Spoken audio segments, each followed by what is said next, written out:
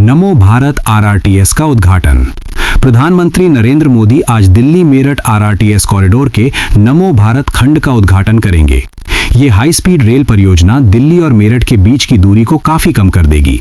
यात्री अब 180 किलोमीटर प्रति घंटा की गति से चलने वाली ट्रेनों में सुरक्षित सफर कर सकेंगे। इस परियोजना का उद्देश्य शहरी कनेक्टिविटी को सुधारना और प्रदूषण कम करना है। उद्घाटन के साथ ही ये कॉरिडोर आम जनता के लिए पूरी तरह खुल जाएगा। रेखा गुप्ता का कोलकाता दौरा। दिल्ली की मुख्यमंत्री रेखा गुप्ता आज पश्चिम बंगाल के महत्वपूर्ण दौरे पर कोलकाता पहुंच रही हैं। वहां वे विभिन्न राजनीतिक और सांस्कृतिक कार्यक्रमों में हिस्सा लेंगी और स्थानीय नेताओं से मिलेंगी।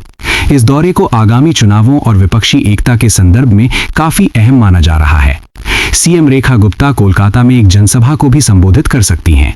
दौरे को लेकर सुरक्षा के कड़े इंतजाम किए गए हैं और शहर में स्वागत की तैयारियां पूरी हैं। यूपी में होलिका दहन का समय बदला। यूपी में इस बार होलिका दहन और चंद्र ग्रहण के दुर्लभ संयोग के कारण पूजा के समय में बदलाव किया गया है। ज्योतिषियों और विद्वानों की सलाह पर राज्य सरकार ने नए शुभ मुहूर्त की जानकारी साझा की है। ग्रहण के सूतक काल को ध्यान में रखते हुए श्रद्धालुओं को निश्चित समय पर ही दहन करने की अपील की गई है। स्थानीय प्रशासन ने सभी जिलों में शांति व्यवस्था बनाए रखने के निर्देश जारी किए हैं। लोग अब बदले हुए समय के अनुसार धार्मिक अनुष्ठान संपन्न करेंगे। पेट्रोल डीजल की नई कीमतें। देश भर में आज सुबह 6 बजे से पेट्रोल और डीजल की नई कीमतें लागू कर दी गई हैं। वैश्विक बाजार में कच्चे तेल की कीमतों में उतार चढ़ाव का असर घरेलू बाजार पर भी देखने को मिला है। कुछ प्रमुख महानगरों में कीमतें स्थिर बनी हुई हैं, जबकि छोटे शहरों में मामूली बदलाव हुआ है। तेल कंपनियों ने पारदर्शिता सुनिश्चित करने के लिए दरों को अपडेट कर दिया है। आम जनता अपनी स्थानीय दरों की जांच मोबाइल ऐप या SMS के जरिए कर सकती है। उत्तर प्रदेश के शहरों का लाइव अपडेट। उत्तर प्रदेश के प्रमुख शहरों जैसे लखनऊ, कानपुर और आगरा में आज कई महत्वपूर्ण घटनाएं घट रही हैं। लखनऊ में प्रशासनिक सुधारों को लेकर एक उच्च स्तरीय बैठक आयोजित की जा रही है। कानपुर में औद्योगिक विकास के नए प्रोजेक्ट्स पर चर्चा होने की उम्मीद है। आगरा में पर्यटन को बढ़ावा देने के लिए विशेष सुविधाओं का विस्तार किया जा रहा है। स्थानीय पुलिस और प्रशासन पूरी तरह सतर्क हैं ताकि सभी गतिविधियां सुचारू रूप से चल सकें। बिहार में होली स्पेशल बसें। बिहार सरकार ने होली के त्योहार पर घर जाने वाले यात्रियों की सुविधा के लिए 386 अतिरिक्त बसें चलाने का फैसला किया है। ये बसें राज्य के विभिन्न जिलों और पड़ोसी राज्यों के प्रमुख रूटों पर परिचालित होंगी। यात्रियों की भारी भीड़ को देखते हुए परिवहन विभाग ने विशेष बुकिंग काउंटर भी खोले हैं। बसों की सुरक्षा और फिटनेस की जांच के लिए अधिकारियों को तैनात किया गया है। इससे त्योहार के दौरान आम लोगों को यात्रा में होने वाली परेशानियों से राहत मिलेगी। मतदाता आधार में भारी कमी। 9 राज्यों और केंद्र शासित प्रदेशों में हाल ही में हुए मतदाता पुनरीक्षण SIR के बाद चौंकाने वाले आंकड़े आए हैं। रिपोर्ट के अनुसार मतदाता सूची से लगभग 1.70 करोड़ नामों में कमी दर्ज की गई है। चुनाव आयोग का कहना है कि ये कमी डुप्लीकेट और मृत मतदाताओं के नाम हटाने के कारण हुई है। इस प्रक्रिया का उद्देश्य आने वाले चुनावों के लिए मतदाता सूची को पूरी तरह शुद्ध बनाना है। अब केवल पात्र और सक्रिय मतदाता ही डेटाबेस का हिस्सा बने रहेंगे। नासा के SLS रॉकेट में तकनीकी खराबी। नासा के महत्वाकांक्षी चंद्र मिशन के लिए तैयार SLS रॉकेट में एक नई तकनीकी समस्या सामने आई है। इसके कारण मार्च में होने वाली संभावित लॉन्चिंग अब खतरे में पड़ती नजर आ रही है। इंजीनियरों की टीम फ्यूल सिस्टम और सेंसर एरर की गहराई से जांच कर रही है। अगर सुधार में देरी हुई तो मिशन को कुछ महीनों के लिए टाला जा सकता है। नासा ने कहा है कि सुरक्षा सर्वोपरि है और बिना पूरी जांच के रॉकेट नहीं उड़ेगा। बांग्लादेश संसद का पहला सत्र। बांग्लादेश में चुनाव के बाद नई चुनी गई संसद का पहला सत्र मार्च की शुरुआत में आयोजित होने की उम्मीद है। राष्ट्रपति जल्द ही आधिकारिक अधिसूचना जारी करके सभी नवनिर्वाचित सांसदों को आमंत्रित करेंगे। इस सत्र में नई सरकार की नीतियों और देश के आर्थिक रोडमैप पर चर्चा होने की संभावना है। सुरक्षा के लिहाज से संसद भवन के आसपास कड़े पहरे लगाए गए हैं। पड़ोसी देशों के साथ संबंधों को लेकर भी इस सत्र में महत्वपूर्ण प्रस्ताव आ सकते हैं। पाकिस्तान की अफगान सीमा पर एयर स्ट्राइक। पाकिस्तान ने दावा किया है कि उसने अफगान सीमा के पास सक्रिय आतंकवादी ठिकानों पर हवाई हमले किए हैं। इस सैन्य कार्यवाही में कई आतंकियों के मारे जाने और उनके कैंप नष्ट होने की रिपोर्ट है। हालांकि अफगानिस्तान की ओर से इस कार्यवाही पर कड़ी प्रतिक्रिया आने की संभावना है। सीमावर्ती इलाकों में तनाव को देखते हुए दोनों ओर की सेनाएं हाई अलर्ट पर हैं। स्थानीय निवासियों को सुरक्षित स्थानों पर जाने की सलाह दी गई है। तमिलनाडु में प्रो पैक कंटेंट पर कार्यवाही। दिल्ली पुलिस ने तमिलनाडु में छापेमारी कर पाकिस्तान समर्थक कंटेंट पोस्ट करने के आरोप में 6 लोगों को गिरफ्तार किया है। इन व्यक्तियों पर सोशल मीडिया के माध्यम से सांप्रदायिक सौहार्द बिगाड़ने का आरोप है।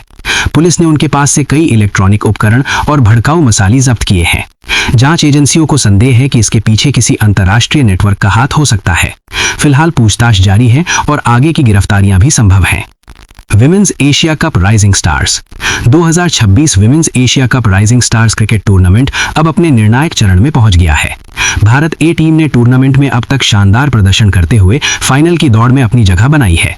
युवा खिलाड़ियों का आत्मविश्वास और खेल कौशल मैदान पर साफ दिखाई दे रहा है। आज होने वाले मैचों के नतीजे तय करेंगे कि खिताब की असली दावेदार कौन सी टीम है। भारतीय प्रशंसकों की नजरें अपनी उभरती हुई महिला सितारों पर टिकी हैं। इंडियन फुटबॉल लीग का आगाज। AIFF ने ऐतिहासिक कदम उठाकर मशहूर आई लीग का नाम बदलकर अब इंडियन फुटबॉल लीग कर दिया है। इस नए ब्रांड नाम के साथ लीग का नया सत्र आज से भव्य तरीके से शुरू हो रहा है। टूर्नामेंट में कई नई टीमों को शामिल किया गया है, जिससे प्रतिस्पर्धा और रोमांच बढ़ गया है। फुटबॉल प्रेमियों के लिए ये सत्र काफी विशेष होने वाला है, क्योंकि इसे नई पहचान मिली है। उद्घाटन मैच में रोमांचक मुकाबला होने की उम्मीद जताई जा रही है। Tennis. ITF Bengaluru open. Cricket के शोर के बीच बेंगलुरु में टेनिस का रोमांच भी अपने चरम पर है। ITF बेंगलुरु ओपन आज अपने अंतिम और निर्णायक दौर में प्रवेश कर चुका है। भारतीय खिलाड़ियों ने अंतर्राष्ट्रीय दिग्गजों को कड़ी टक्कर देते हुए आगे का सफर तय किया है। आज के फाइनल मुकाबलों में विश्व रैंकिंग के कई बड़े सितारे कोर्ट पर नजर आएंगे।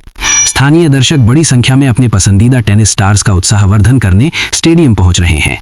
T20 वर्ल्ड कप और बारिश का साया। जारी T20 वर्ल्ड कप में मौसम ने खेल प्रेमियों की चिंता बढ़ा दी है, क्योंकि कुछ मैचों पर बारिश का असर पड़ा है।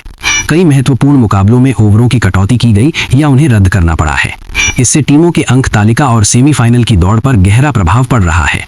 ICC ने आगामी नॉकआउट मैचों के लिए रिजर्व डे रखने की योजना पर विचार किया है। प्रशंसक उम्मीद कर रहे हैं कि फाइनल मुकाबले में मौसम पूरी तरह साफ रहे। विदेशी मुद्रा भंडार में रिकॉर्ड उछाल। भारत के विदेशी मुद्रा भंडार में 8.66 अरब डॉलर की भारी बढ़ोतरी दर्ज की गई है। ये वृद्धि भारतीय अर्थव्यवस्था की मजबूती और विदेशी निवेश के प्रति बढ़ते विश्वास को दर्शाती है। RBI के आंकड़ों के अनुसार भंडार अब तक के सबसे सुरक्षित स्तर पर पहुंच गया है। इससे रुपया बाजार में रुपये को स्थिरता प्रदान करने में काफी मदद मिलेगी। ये आर्थिक संकेत वैश्विक मंदी की आशंकाओं के बीच भारत के लिए राहत भरा है। मैन्युफैक्चरिंग सेक्टर में सुधार। भारत की मैन्युफैक्चरिंग गतिविधियों में इस महीने जबरदस्त सुधार देखने को मिला है। प्राइवेट सेक्टर के PMI आंकड़े पिछले 3 महीनों के उच्चतम स्तर पर पहुंच गए हैं। फैक्ट्रियों में उत्पादन बढ़ने और नए ऑर्डरों की प्राप्ति से औद्योगिक क्षेत्र में उत्साह है। विशेषज्ञों का मानना है कि सरकारी नीतियों और बुनियादी ढांचे में सुधार का लाभ अब धरातल पर दिख रहा है। इससे रोजगार के नए अवसर पैदा होने की भी संभावना बढ़ी है। भारत अमेरिका व्यापार समझौता। भारत और अमेरिका के बीच अप्रैल तक एक संभावित अंतरिम व्यापार समझौते पर चर्चा अंतिम चरण में है। दोनों देशों के प्रतिनिधि आपसी व्यापारिक बाधाओं को दूर करने के लिए लगातार बातचीत कर रहे हैं।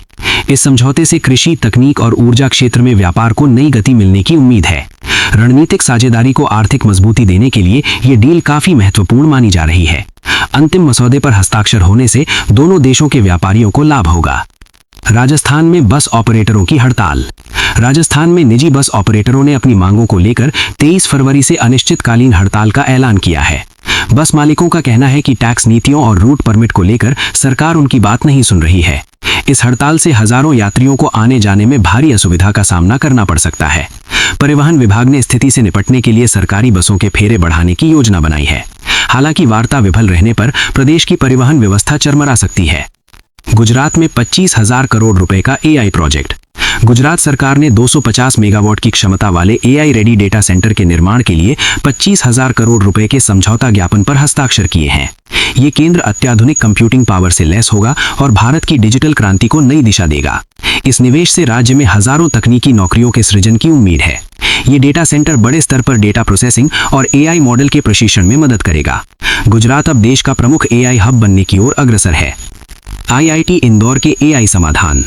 IIT इंदौर के शोधकर्ताओं ने स्वास्थ्य और कृषि क्षेत्र के लिए क्रांतिकारी AI आधारित समाधानों का प्रदर्शन किया है। इनमें कृषि की बीमारियों की पहचान करने वाले सेंसर्स और मरीजों की प्रारंभिक जांच करने वाले AI टूल शामिल हैं। इन तकनीकों का उद्देश्य किसानों की आय बढ़ाना और ग्रामीण क्षेत्रों में बेहतर स्वास्थ्य सुविधाएं पहुंचाना है। प्रदर्शनी में आए विशेषज्ञों ने इन नवाचारों की काफी प्रशंसा की है। ये समाधान जल्द ही व्यावसायिक स्तर पर बाजार में उपलब्ध कराए जा सकते हैं। L&T और एनवीडिया की एआई फैक्ट्री। भारत की दिग्गज कंपनी L&T और वैश्विक एआई लीडर एनवीडिया ने हाथ मिलाया है। दोनों कंपनियां मिलकर भारत का पहला गीगावाट स्तरीय एआई फैक्ट्री निर्माण करेंगी। ये फैक्ट्री विशाल एआई मॉडल्स को विकसित करने के लिए आवश्यक बुनियादी ढांचा प्रदान करेगी।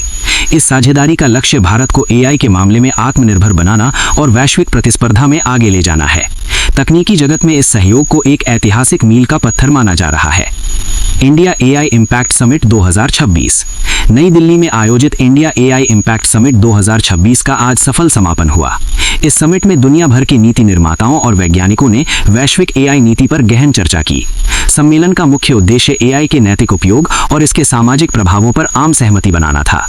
भारत ने इस मंच से एआई के सुरक्षित और समावेशी विकास का आह्वान किया है। इस समिट के निष्कर्ष भविष्य की एआई रेगुलेशन नीतियों को आकार देने में मदद करेंगे। 12 राज्यों में भारी बारिश का अलर्ट। भारतीय मौसम विज्ञान विभाग IMD ने देश के 12 राज्यों के लिए भारी बारिश और तेज हवाओं का अलर्ट जारी किया है। पश्चिमी विक्षोभ के सक्रिय होने के कारण उत्तर और मध्य भारत के मौसम में अचानक बदलाव आया है। कुछ इलाकों में ओलावृष्टि की भी चेतावनी दी गई है।